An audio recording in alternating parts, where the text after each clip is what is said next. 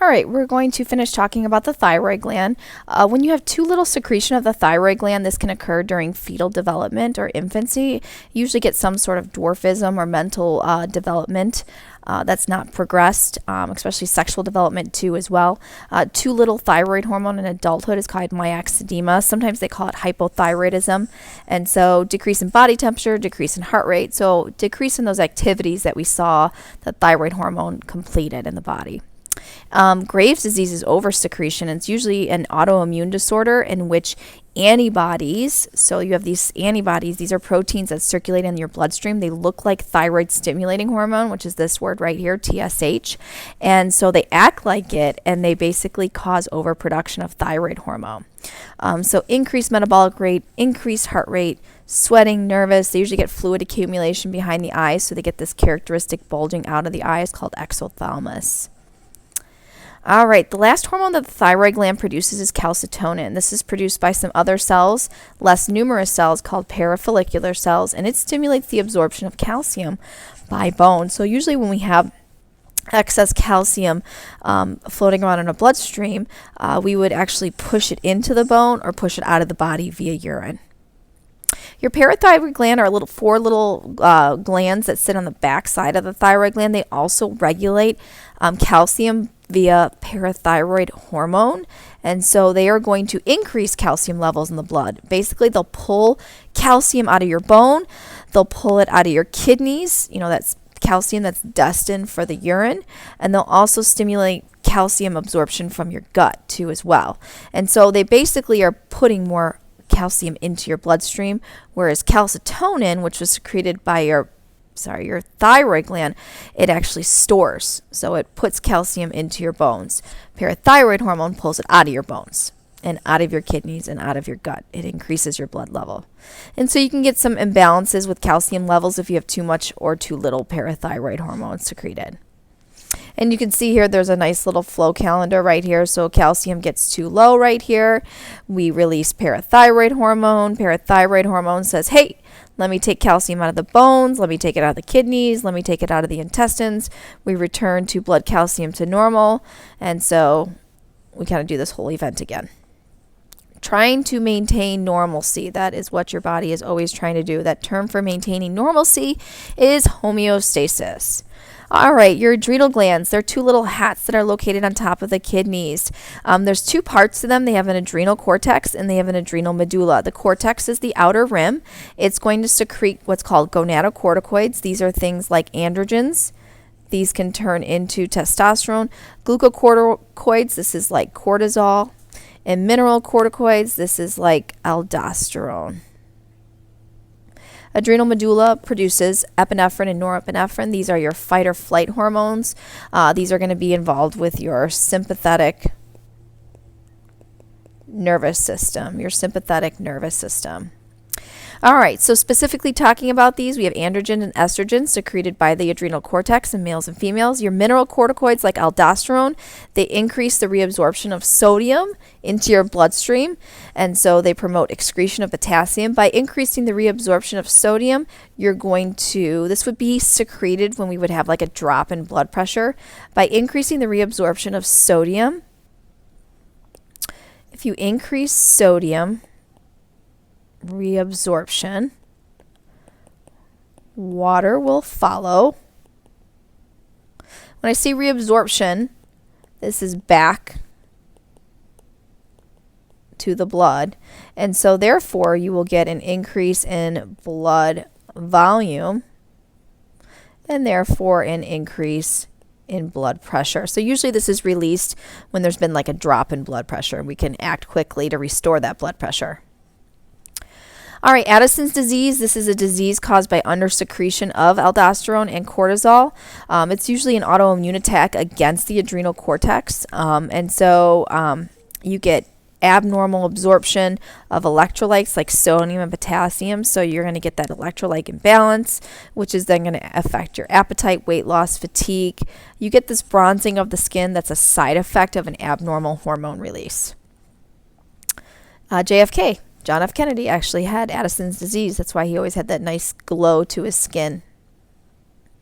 Glucocorticoids, these affect glucose homeostasis. So glucocorticoids, the biggest one is going to be cortisol. There's a whole family of it, cortisol, cortisone, and they basically cause the conversion of fat and protein into glucose. And so these are stress hormones.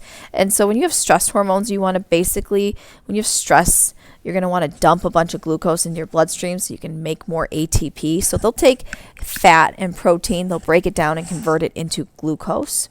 Usually, when we talk about people getting cortisone injections, that's actually inhibiting inflammation. So that actually does suppress inflammation too as well. Cushing syndrome is a disorder of cortisol and that whole sort of family there.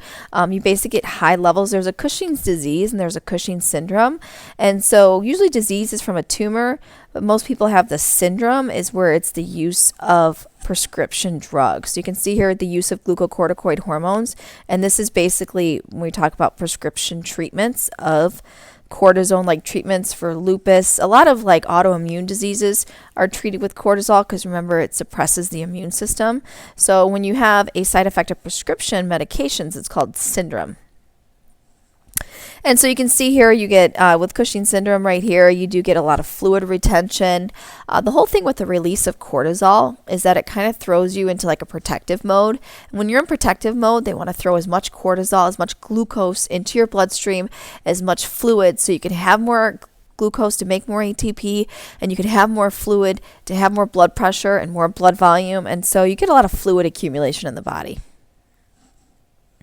The adrenal medulla, like we said, had norepinephrine and epinephrine. These are your fight or flight hormones. You can see that they are released into the bloodstream. You can see short-term responses. And then long-term responses, you can actually see sort of like an increase in glucose deposition to the bloodstream and also an increase in blood volume and blood pressure. So long-term stress problems could potentially cause people to gain weight too as well.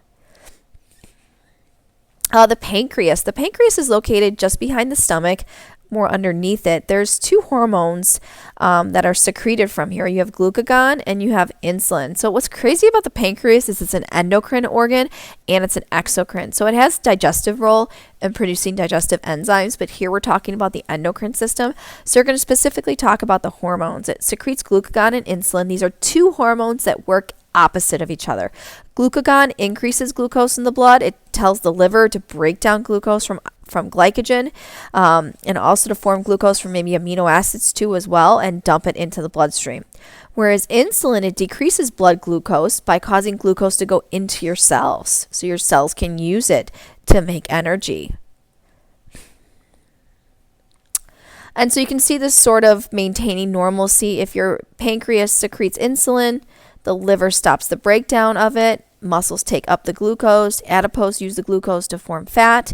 So you can actually, if you have excess sugar, your body will turn it into fat. So whenever you look at like a candy bar like Skittles or something like that, you'll see all this sugar and you're like, oh, no fat. But when you have excess sugar in your body actually turns it into fat to store it. Here we're looking at the other end of the spectrum. We're actually falling below. The pancreas secretes glucagon. The liver breaks glycogen, which is our storage form of glucose, into glucose, and it dumps it into the bloodstream. Blood glucose is normal. So you can see this whole chart here is maintaining normalcy, maintaining homeostasis.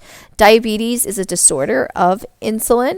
You can either diabetes type 1, where you're born with a deficiency of making insulin, or you can have diabetes type 2, which is due to improper carbohydrate consumption or dietary problems throughout life can cause you to basically your cells stop being responsive to insulin. When you overeat on carbohydrates, you're going to be pumping out insulin like crazy because insulin pushes glucose into your cells. So when you eat glucose, your pancreas releases insulin.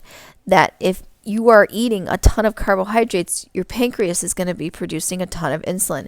And if that occurs over time, your body's cells will be less responsive to insulin. And then your pancreas may stop producing insulin. And so you might have to take injections later in life. The thymus gland, this secretes two hormones called thymopoietin and thymosin, and this causes the maturation of your T cells or your T lymphocytes, and those are involved with your immune system. Your pineal gland, this is in the brain, and this just sits on the back part of the thalamus, and this is it's also called the pineal body too as well. This produces melatonin, and that regulates your sleep-wake cycle. All right, there's some other things that can act as chemical messengers, growth factors, nitric oxide, neurotransmitter, prostaglandins. So just a little bit of background on some of these. Prostaglandins, they are very much involved in inflammation and blood clotting. I know it shows here also reproductive and body temperature, but these are their two main things. Prostaglandins are really pro-inflammatory chemicals, and so they're very important in promoting inflammation. And inflammation is not always a bad thing. It is a natural healing process. So you do need inflammation to heal. Growth factors stimulate growth and development. Nitric oxide, it stimulates vasodilation in your blood vessels. So that's important. All right, and that is it for the endocrine system.